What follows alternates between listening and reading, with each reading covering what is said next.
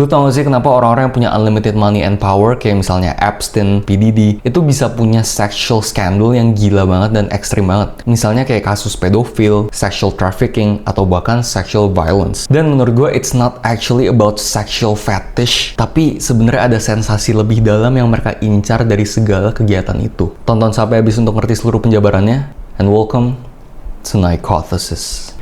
Nah, jadi poin pertama yang pengen gue bahas itu, segala tindakan seksual yang dilakukan sama orang-orang ini, it's actually not about sex, it's about power. Kayak quote dari Oscar Wilde, everything in the world is about sex, except sex.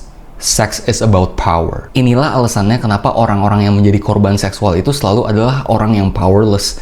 Karena ini bakal create power imbalance yang sangat kontras dan ekstrim, dan sensasi inilah yang mereka cari, yaitu absolute power and dominance terhadap korban tersebut.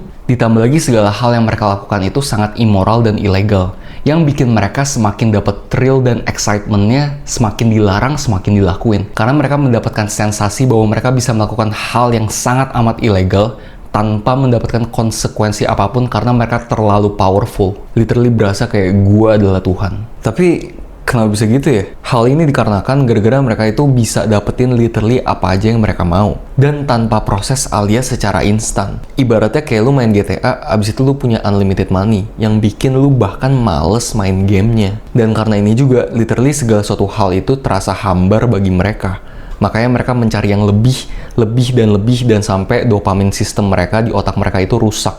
Ditambah lagi, orang-orang ini tuh biasanya nggak punya empati. Karena mereka nggak butuh untuk berempati. Karena secara evolusi, manusia itu berempati untuk mendapatkan survival needs mereka juga. Jadi saling membutuhkan. Tapi kalau misalnya orang ini bener-bener udah nggak butuh orang lain, bahkan orang lain yang butuh dia, buat apa dia berempati? Dan lama-kelamaan, otaknya itu beneran berubah bentuk menjadi semakin nggak bisa berempati. Karena fungsi empatinya itu nggak pernah dipakai. Dan studi juga membuktikan bahwa karakter manusia itu bisa berubah sangat amat drastis ketika dia berada di position of power. Dengan kata lain, lu sebenarnya nggak bisa bener-bener tahu apakah lu bener-bener baik atau lu cuma nggak punya enough power untuk berbuat jahat tanpa dapat konsekuensi.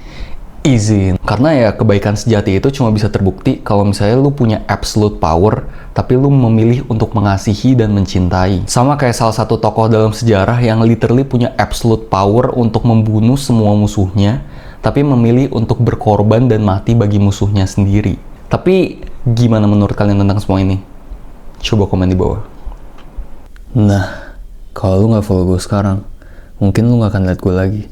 Jadi kalau misalnya suka konten kayak barusan, lu tahu harus ngapain.